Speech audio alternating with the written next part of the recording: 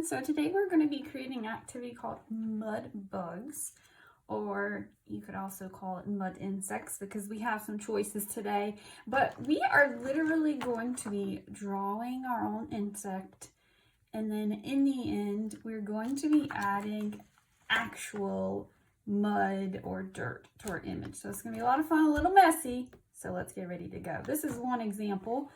This is going to be somewhat similar to the one I'm creating with you today. I'm going to have a dragonfly, but there's a lot of possibilities with this project, a lot of creative freedom.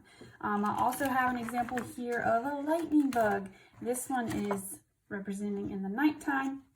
So that's another fun option or idea. I also have a ladybug example. So you can use any bug, any insect for this project that you wish. Now, what's kind of interesting is bugs are just a subcategory or type of insect. So insects have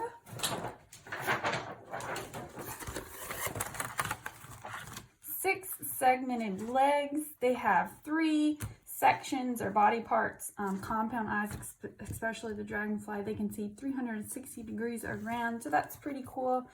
Usually 2 antennae. Bugs, sort of like flies, usually have this kind of straw or mouth part. So there's just a little bit of background information about maybe the differences between bugs versus insects. But bugs are really just a subtype of insects. So you can pick any type of insect you wish. Common ones, butterfly, it's really pretty. But I'm going to show an example once again with the dragonfly. So let's get started. The first thing I'm going to do is quickly show you my supplies, and then we're going to hop right into starting with that dragonfly, drawing that down. So I have a pencil with an eraser. I have a large piece of paper. Any piece of paper you have is fine and will do, but the bigger the better for this one, and thicker, that's a plus as well. Then, besides my pencil, I also want to have my coloring or painting supplies of choice. So I'm going to use watercolor. Also have some oil pastels as well. But for this component, you can use your crayons, colored pencils, anything works fine. So your choice of color. Now, if you're using paint like me, you'll also need some painting supplies to go with it. So I have some brushes, paper towels, water. Now, besides that, you're going to need, for the end, actual mud, dirt, soil, whatever you can manage to go out and get a little bit in the bottom of a cup. Now, you want to make sure you don't bring in some creepy crawlies, right, or some worms. So you want to make sure you kind of search through a little bit when you get some of your dirt or your soil, that you don't have those in there. All of ours is going to be a little bit different, and that's okay. We'll talk a little bit more when we get to that. I also have, to go with that, some school glue, so some liquid school glue, and I have kind of an older brush. I'm not as concerned about getting messed up, all right? You might already have a little bit of water for using painting supplies, but if not, you do need some water for that. And I also have maybe just an old spoon or something I can mix this up with. Even if you don't have that, you could just use your old brush to do the mixing. Okay? So, remember, it's important to maybe have some cleanup supplies or something underneath your paper because, like I mentioned, it will get a little messy. All right, here we go. Make sure you've gathered your supplies. We are going to get started. So the first thing I'm going to do is I'm going to kind of map out my dirt area. You can just draw a line. It doesn't need to be perfectly straight because the ground isn't perfectly straight, right? There might be a little lumps and bumps in there, and that's fine. If you want to use a straight ruler to kind of guide you a little bit more, you can, but please know that it is not required, and it is okay. Like I said, if it has some kind of lumps and bumps to it, that's perfectly normal if it's the ground, right? All right, so I have kind of a guideline or a map for my kind of dirt or underground or soil area. And then I'm going to jump right into my insect or bug. So I have looked up some ideas to help me draw. Feel free yourself to look up some ideas to kind of help guide or draw your insect or bug. But I'm going to get started drawing. So I want it to be pretty big because it is somewhat of the main focus. So I have a decent section for my dirt or my mud or soil. And now I'm going to hop into drawing my bug pretty large on my page. After we get these bugs down, or these insects, we're then going to go in and add the grass. So here we go.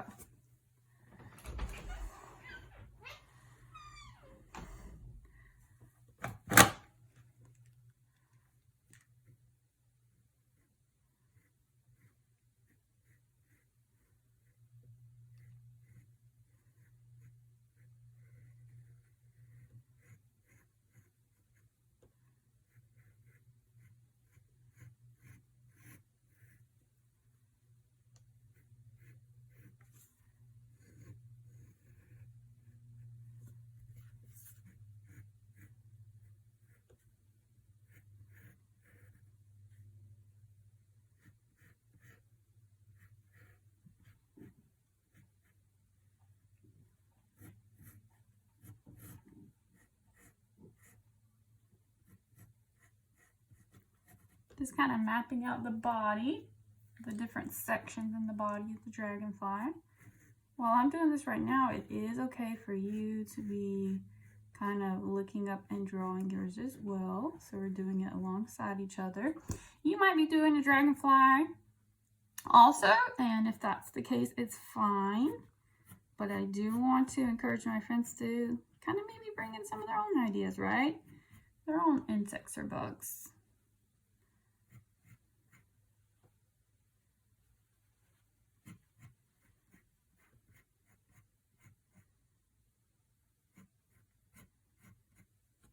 So I have my body. Now I'm going to be sure to get those big kind of eyes on there. These eyes on the dragonflies are super important. These compound eyes help them to see kind of 360 the way they're shaped on there.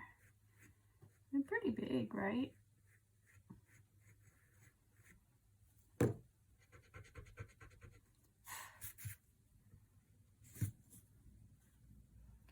I'm going to go in, add these great long wings, 2 on each side. Kind of start a little narrow, maybe get a little broader as they come out. Challenging part is trying to get them this similar, pretty close on each side.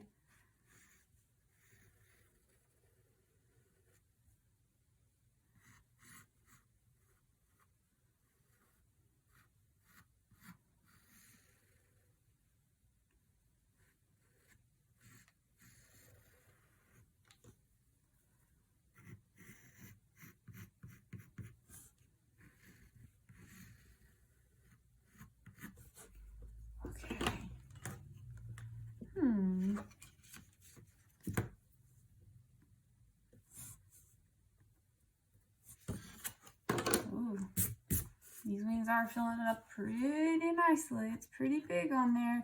We don't want our bug teeny tiny. We're almost imagining we're kind of getting down on the ground, looking at these bugs or these insects, almost like we have a magnifying glass, right?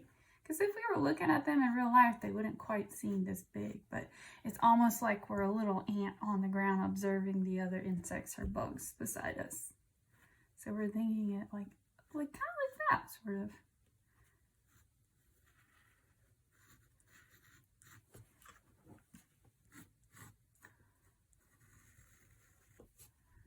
Clean this up a little bit.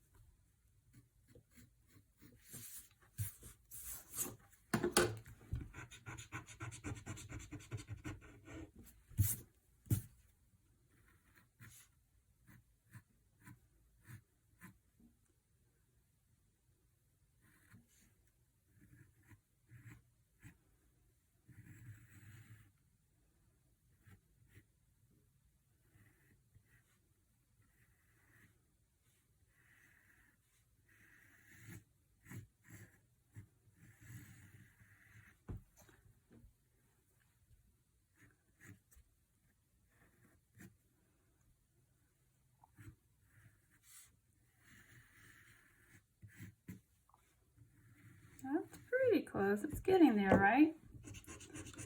It's okay to use your eraser. That's what it's made for, right? All right, so I kind of have my dragonfly mapped out a little bit. I could always go back in and clean that up a little more. But once we have our insects or bugs, we are then going to continue drawing a little bit more. We're going to move into the grass. And we said we're kind of imagining we're looking at this as if we're a little teeny tiny ant on the ground. So our grass is going to be pretty big, right? So let's think about what this grass might look like if we were really up close.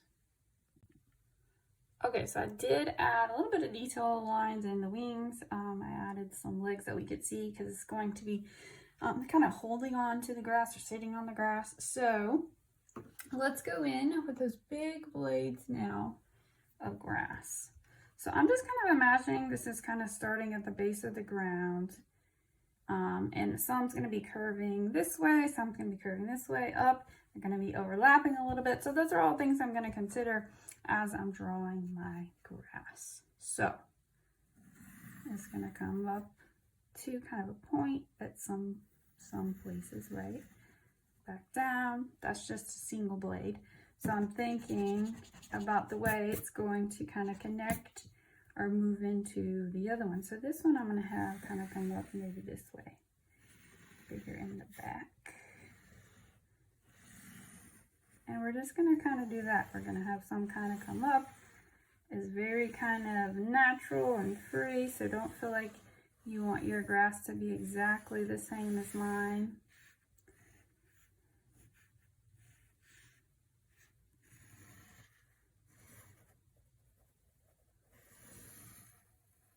Might be the blade that my friend is sitting on.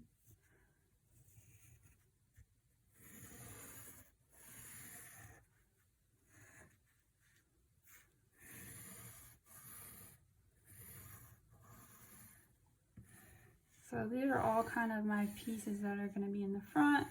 I'm going to go in and add some more, kind of as if it's behind it some.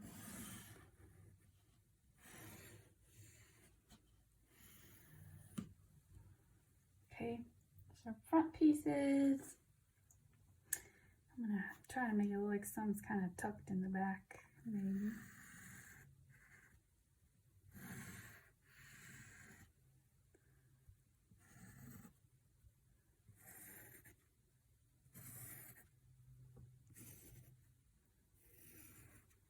It's looking nice. It's starting to come together. Notice how some of the blades are a little shorter, some are a little higher, but it's really starting to kind of fill that page up.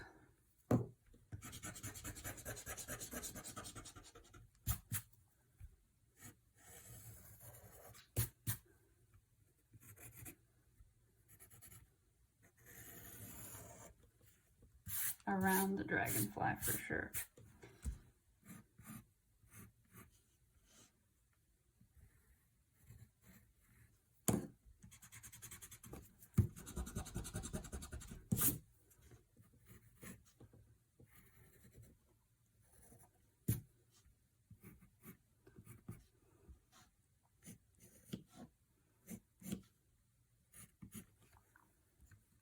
Okay.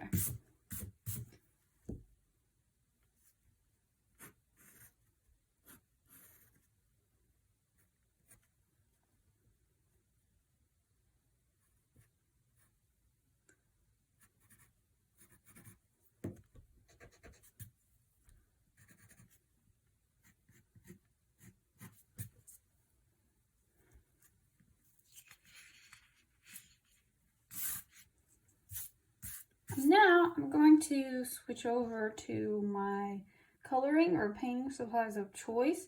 Something I want to encourage you to do is do not worry about this bottom part down here.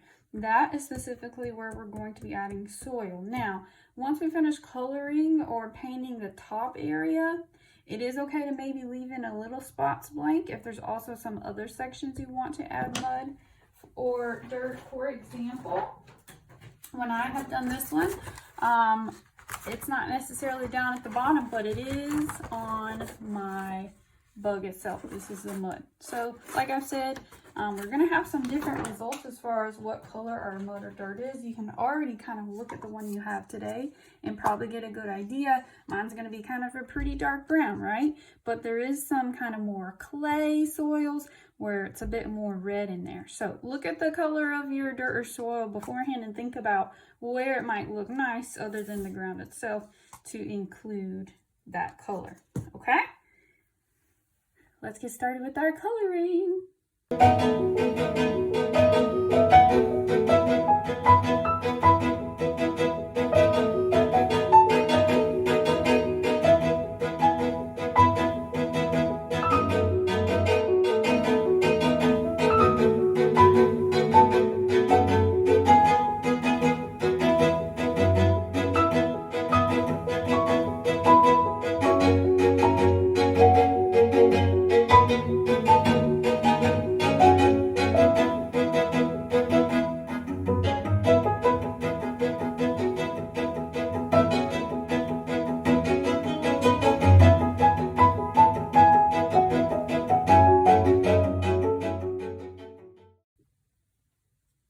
Okay, now that I've completed my color on my insect, my grass, my background, we're going to get to the fun part. So we are going to first mix our mud kind of glue that we're going to be adding to the bottom, and some friends might be even adding in other spots as well.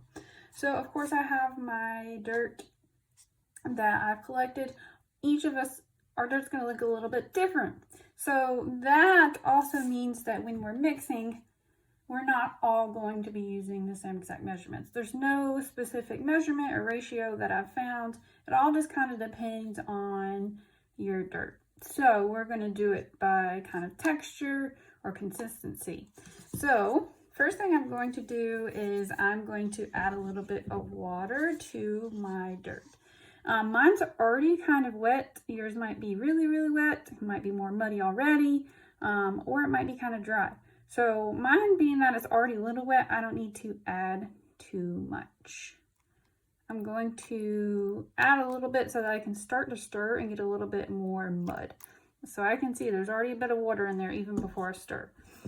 So before I start to stir, I'm going to get some glue. And this is really important because this is what's going to bind or keep our mud together and keep it so that it can then stick and stay to our paper as it dries. So I'm just going to put a bit to kind of cover the top.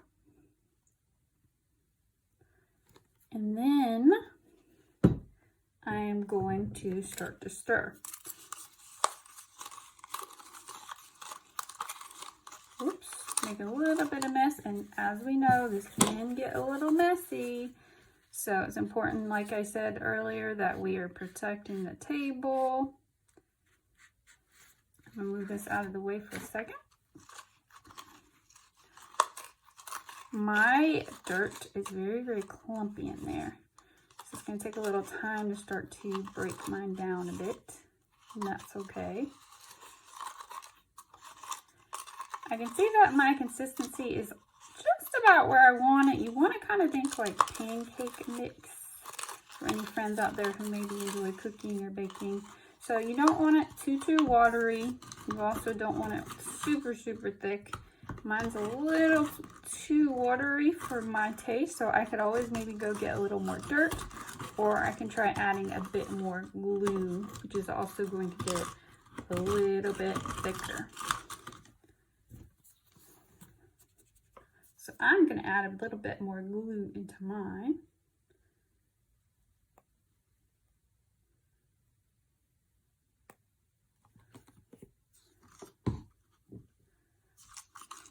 That's much, much better.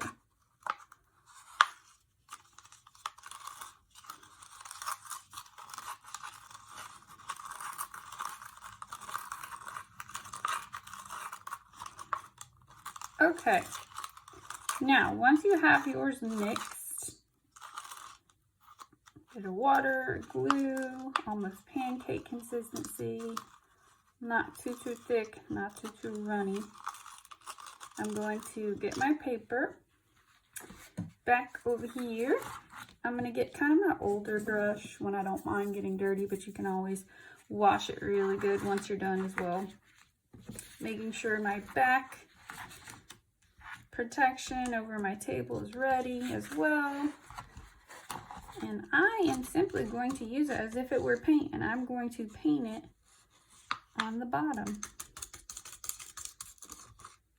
Pull this to the side. Now it is going to be wet on there, just like if paint were wet, so it's really important that once you add it, that you give it time to dry. Once I start to spread this out, you can see kind of grains in the dirt, and that's fine, because we're imagining this is just like we're going outside and playing in the mud. Same experience for our mud bugs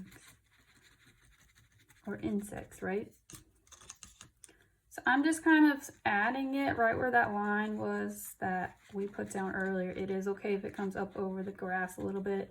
Like I said, it doesn't need to be a straight line. It's a bit uneven, just like if it were the ground outside. This is gonna maybe take a little bit longer than some paint would take to dry. So that is okay, remembering that we're just gonna need to give it time.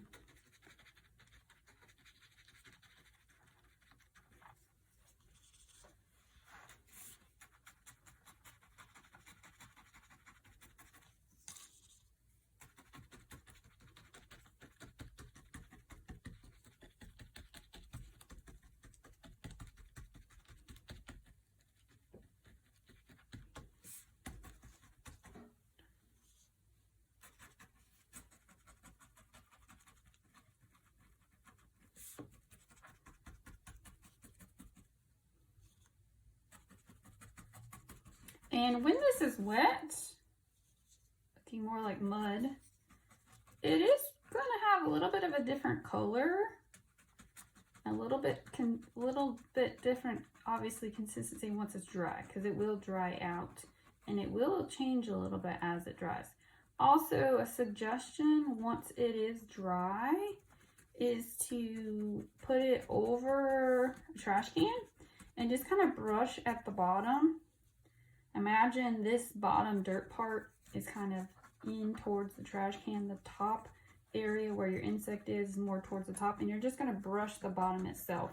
If you brush or shake it all over the place, your mud or your dry dirt at that point will start to spread onto your paper. So that's not necessarily what you want. So I would suggest brushing it off a little into the trash once it's dry. But be careful with that, making sure you're not brushing the dirt over the rest of your paper, because it will get the rest dirty, right? Okay, so I have filled the bottom of my underground dirt area with my glue water mix mud. It is all on there. Good. I don't want to keep adding and adding, because it will start to break my paper down some. So I'm going to leave it just like this, and I'm going to allow it to dry. And friends, you guys are awesome. I know you've done a fabulous job. Remember, don't be too hard on yourself. If this is your first experience making something fun like this, you could always just give it your best shot. If you need to go back in, try again later, or keep adding more details as it dries, that's fine too. But I'm so proud of you all. And thank you for joining me for such a fun activity, and I cannot wait till I get to see your mud bug. Awesome work, friends.